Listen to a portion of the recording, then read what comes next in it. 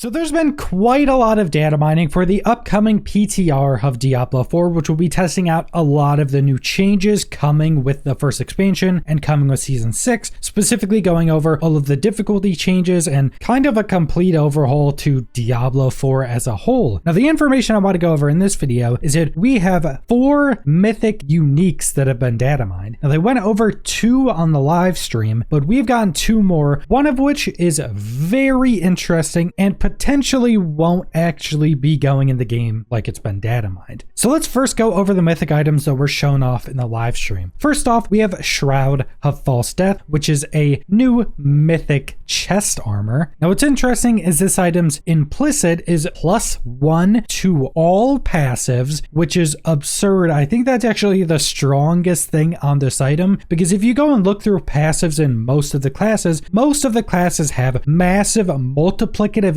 increases for pieces of their build just through their passives. That's why usually getting a necklace with like multiple passives is such a massive upgrade. But then we have the affixes, and take all these with a grain of salt, because they did say some of these stats and things like that may change, because some of these numbers kind of just seem like they typed in 3 numbers. So first we have 111 to all stats, 333% damage on next attack after entering stealth, 222 to max life, and keep in mind that's with the new stats squishes, so that is actually like an equivalent amount of health, and then 11.1% resource generation. Now the special of this item is quite interesting, but maybe not super strong. If you haven't attacked in the last 2 seconds, gain stealth and gain 40% movement speed. Now keep in mind that you get that massive bonus for the next attack after leaving stealth, so this may be really good for like certain speed farming, or this may be really good if you can build this into like a boss killing build, because you could guaranteed just get that stealth at the start of a boss fight. And then you can mix this with one of the uniques that Druid has, which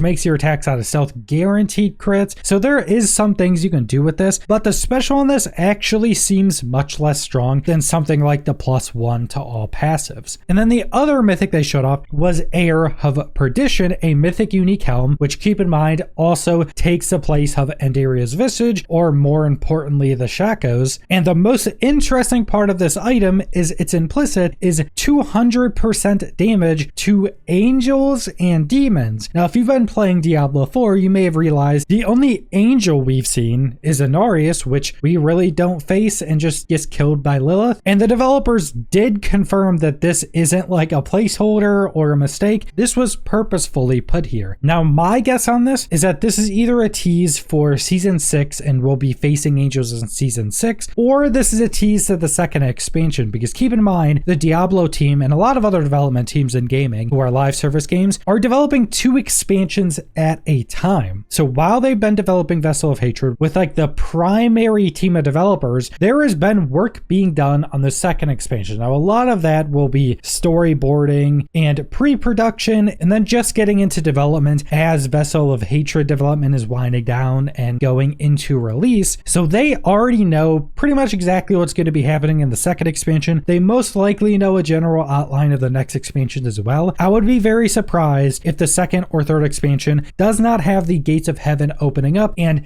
angels once again coming to sanctuaries. So it's just a very interesting part of this item. Now for the affixes, you have 20% critical strike chance, which is kind of crazy, 20% lucky hit chance, which is also very good, 20% movement speed, and 2 to core skills, which is also very good. Now the special of this is kind of good for solo players. There's going to be some crazy stuff happening with group players. So give into the hatred and earn Lilith's favor, increasing your damage by 60%, and that's multiplicative. That's just a base. You just always get 60% increased damage, but slaughter enemies to briefly steal Lilith's favor from nearby allies. So there's going to be some crazy possibility that 4 people are using this helm, and then 1 person goes and slays enemies to steal that 60% from everybody else. I do think there's going to be something crazy that people figure out with this helmet, but I think for most players, this is just going to be a 60% damage increase with some decent stats on it, and you probably wouldn't use this over something like a Shaco, but if you get this before a lot of other helms, it'll definitely be pretty good. I just don't think it'll be on the level of something like a Shaco that gives massive damage reduction and damage increases with pretty big ranks. But that brings us to one of the data mined items, which is called Shattered Vow, which is a unique pole arm. The implicit of this gives 400 damage to healthy enemies, which is actually pretty good because a lot of builds are actually like hit once and kill everything. One of the first things I could think of if they were actually able to use this weapon would be like a pulverized druid. Pulverized druids want to basically one-shot most enemies with a big overpower crit. So if you could actually use this weapon as that build, it could be pretty cool. But the affixes are, first off, a lucky hit up to a 44% chance to become berserking. Yes, the berserking from a barbarian. Then a 29.6% attack speed increase while berserking. Then a 444% increase to damage over time. And then 444 increased life. Now the special on this is where this item could become crazy. Execute enemies afflicted by more damage over time than they have remaining health. Now executes in Diablo games are usually completely useless or completely busted and need nerf. So some damage over time builds, let's say like blading builds for a barb, may have some crazy uses for this, because this doesn't mean that you need the remaining health of an enemy to be poisoned or bleeding. It just means it needs to have a more health bleeding or poisoned than it has remaining health to just be executed. And this doesn't say that you have to like hit somebody or hit someone with a certain ability. This just means that whenever that happens on any enemy, they just die, which is kind of crazy. I could definitely see this being mixed with like an Andariel's Visage on like a full poison build or something, and you just running around executing everything. Also, it's really interesting if this will execute bosses, because it just says enemies, so it doesn't specify, so you could potentially be executing bosses as well. And then for our final data mined item, we have one of the most ridiculous and unique items ever in Diablo 4. And this is called Nesekem the Herald, which is a mythic glaive. Now, if that sounds weird to you, that's because glaives are spirit-born only weapons. So that makes this mythic unique. If it actually gets put into the game, this will make this the first mythic that is class specific. Now, I think that being a thing is actually quite interesting. I think that's something they could do in the future to make mythics more interesting. Have mythic items for every class that only that class can get. That's something crazy that could play much more into the fantasy of that class. Could be really cool and a really cool design space for just some ridiculous items. Now, one of the interesting parts about this item is that it's been data mined with roll ranges. Now, this could just be something that hasn't been completely changed yet and just a part of data mining. The other mythics didn't have a roll range, which is also interesting. So that could either mean this won't be like a mythic, or this won't be in the game, or maybe this item is just being tested and maybe it'll be turned into a normal unique, but it has up to 223% damage to elites as an implicit, which is already pretty crazy. Then the affixes get so much more ridiculous that I think this item either isn't going to exist or is going to be substantially nerfed when it gets added into the game. So first off, we have up to 6 ranks to Apex, which is one of the passives for the Spiritborn. We have plus 10 to all skills, which is ridiculous. Keep in mind, a shackle gives plus 4 to all skills. So this is plus 10, which is ridiculous. I think this means you could get up to like plus 27 if you got this as a greater affix and fully upgraded this item with every upgrade landing on the plus 10 to all skills. Absolutely ridiculous. Then we have up to a 217% critical strike damage, which again is really good. Then we have another up to 6 ranks to diminishment. Now, those two passives, Apex and diminishment, are kind of ridiculous too, because Apex is you deal 3% increased vulnerable damage, double this versus elite, so that's already really big damage increases, and it's a passive, so that'll be multiplicative. And then diminishment is vulnerable enemies deal 5% less damage to you. And usually these damage reductions aren't like multiplicative, they're just additive. So I guess technically getting enough ranks into this, you could be essentially immune to damage. You'll be basically taking no damage, getting enough ranks into this, if that enemy is obviously vulnerable for this to actually be procced, which is kind of ridiculous as well. Another reason why I think this probably won't go through like this, because that much damage reduction is just wildly absurd. And even the special of this thing is kind of crazy. So every 5 seconds, an enemy is marked for your next up to 10 hits. Marked enemies are vulnerable, and your attacks against them are guaranteed to be crits and overpowers, which is ridiculous, because a crit overpower, no matter what class you're on, no matter what build you're using, is crazy damage if you're using a build that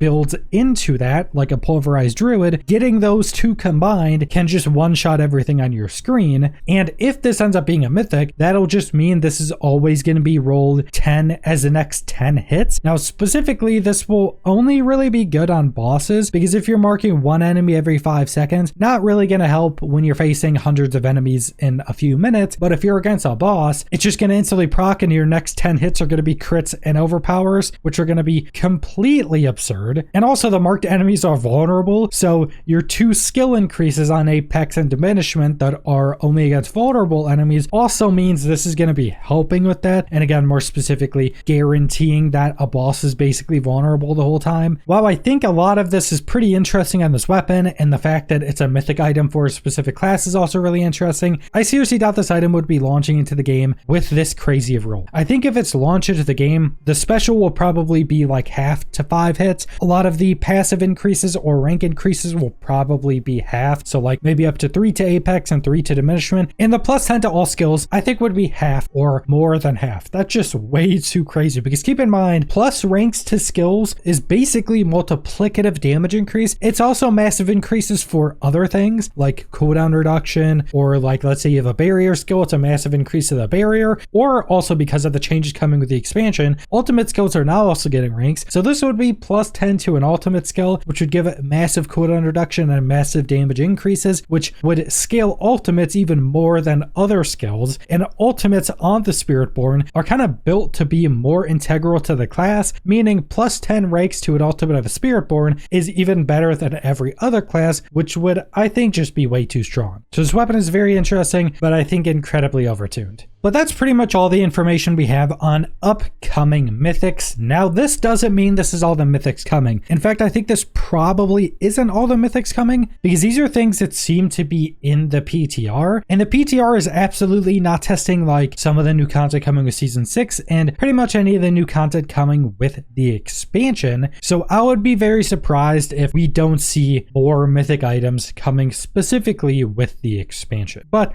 that's all I want to go over, so thanks for watching.